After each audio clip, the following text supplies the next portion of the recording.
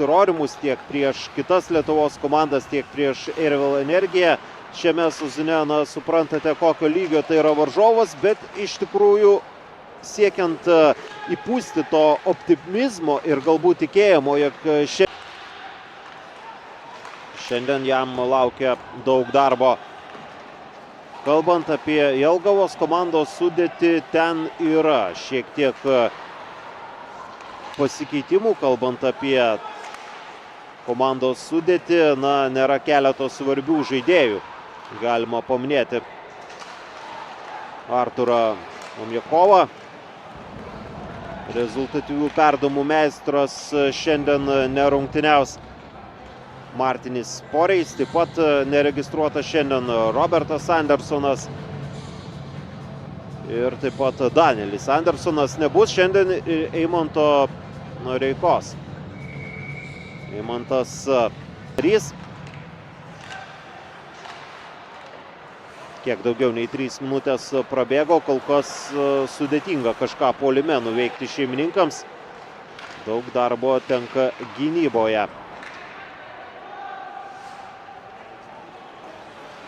Buvo kiek ilgesnė nei savaitės pertrauka Baltijos lygoje. Čia iš tikrųjų gerą šansą turėjo Gatis Gricinskis. Atakavo. Dabar klumpa ten Kristapas Kristinis. Tęsiasi Jelgavos komandos ataka. Tas pats Kristinis buvo Janas Zeltas tarp kelių varžovų. Tęsiasi Jelgavos komandos išpuolis.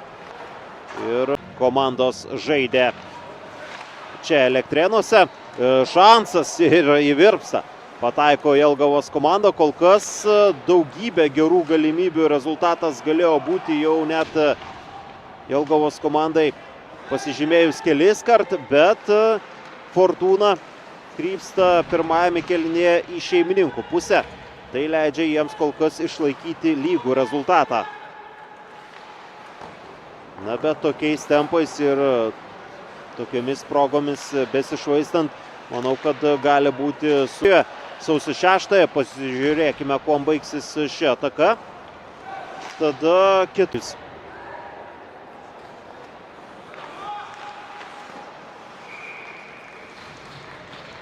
Išgyvena, bent jau rezultatų prasme prasčiausia sezono atkarpa. Čia pavojinga gali būti ataka, kuri gali baigtis ir Kevino Stradnieko įvarčių, bet taip nenutiko. Gatis Gricinskis kūrė šansą komandos draugui.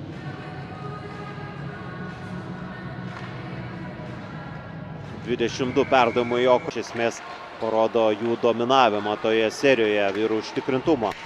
Dabar dar viena jų ataka. Ir Maksimas Diuvė.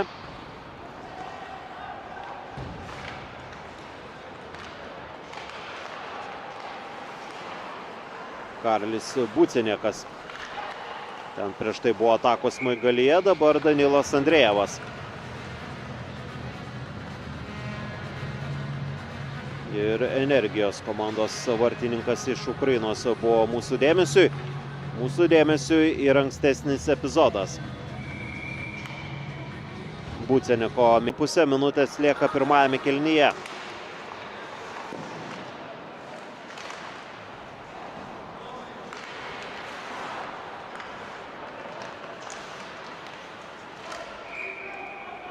Buvo mūsų ekranuose Artūras Užulis, jam 19, bet yra ir labiau patyrusių žaidėjų šioje ekipoje. Nors komandos sudėtis pagal amžių pakračių pelniusi komanda tarp visų 9 čempionato komandų ir dabar dar vienas jų šansas.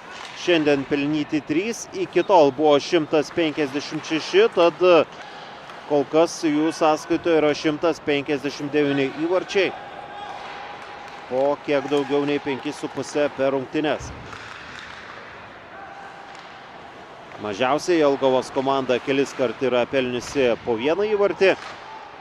Nors, tarkim, prieš Prizmą yra laimėję 1-0 kukliu rezultatu. Tai net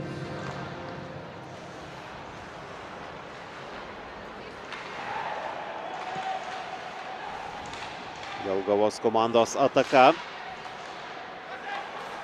Perdavimas atgal.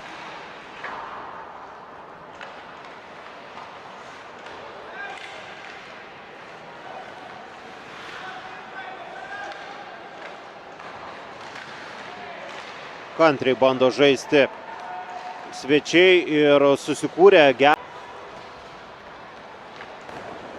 Dar vienas mėginimas patikrinti energijos vartininką.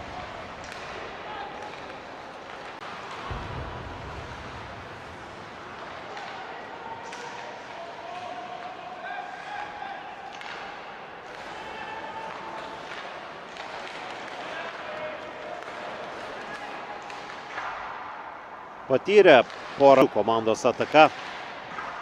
Nesėkmingas bandymas. Edgaras Dikis, dabar jis atakuoja. Žaidėjas, kuris pasižymėjo ir olimpinėje atrankoje. Toks bandymas. Mažiau nei 100 sekundžių, 1,5 minutės. Na taip kaip varžovai dabar atakuoja. Sufleruoja, jog dar ir 7 įvarčių jie sumėl nuojame kėlinį ir tai yra didžiausias šio kėlinio pozityvas. Rezultatas buvo tapęs vienu metu ir 2-3. Baigos vasario 28-ąją įvyks paskutinės ketverios reguliaraus sezono rungtynės ir prasidės kovo mėnesį atkrintamosios, o kalbant apie 2 Lietuvos komandas, gynė šeimininkai. Bet neilgai trukus prarado jie ritulį ir dabar komanda.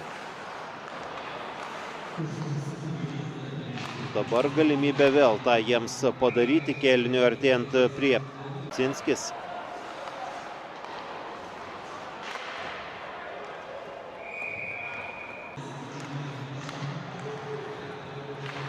Dar vienas šansas. Šiame kėlinyje taip pat vienas sykį pavyko pasižymėti. Na, aišku, galbūt ir Jelgavos komanda žaidžia jau kiek kitaip. Kuomet per 2 kėlinius įgijo jie pranašumą. Jeigu dabar rezultatas būtų apylygis, turbūt matytume visai kitokį ir Latvijos komandos žaidimą bei intensyvumą. Prasidėjo prieš paskutinę minutę.